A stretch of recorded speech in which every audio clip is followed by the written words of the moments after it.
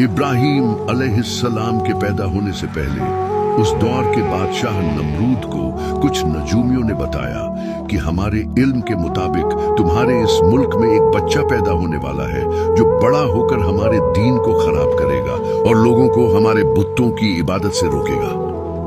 ये सुनकर नमरूद ने अपने वजीरों को हुक्म दिया कि पूरे मुल्क में ऐलान कर दो, आज से सब मर्द और औरतें अलग अलग रहना शुरू कर दें और कोई भी एक दूसरे के पास नहीं जाएगा।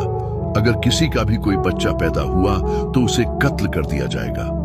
लेकिन जब इब्राहीम अलैहिस्सलाम पैदा हुए तो नमरूद से बचाने के लिए उनकी माँ उन्हें शहर से बाहर एक गार में छोड़ आई, ये सोचकर कि नमरूद के हाथों कत्ल होने से बेहतर है कि इस गार में ही उनकी जान चली जाए। लेकिन अल्लाह ने उस गार में ही उनके दूध का बंदोबस्त कर दिया।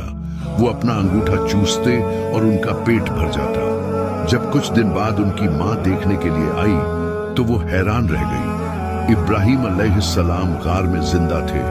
फिर वो उन्हें दूध पिलाकर वहां से चली गई। फिर दोबारा कुछ दिन बाद आकर देखा तो तब भी वो जिंदा थे और बहुत तेजी से बड़े हो रहे थे। इसी तरह वो कुछ दिन बाद आती और उन्हें प्यार करती और दूध पिलाकर चली जाती।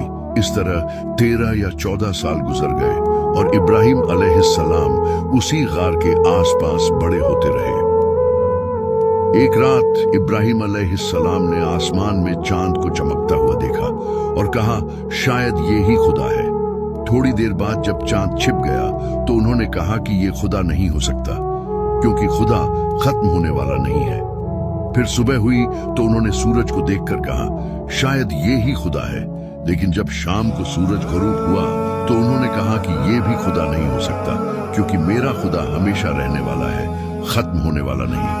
फिर अल्लाह ने आसमान के पर्दों को हटाकर इब्राहीम अलैहिस्सलाम को अपना अर्श दिखाया और अर्श पर मौजूद तमाम चीजें भी दिखाईं।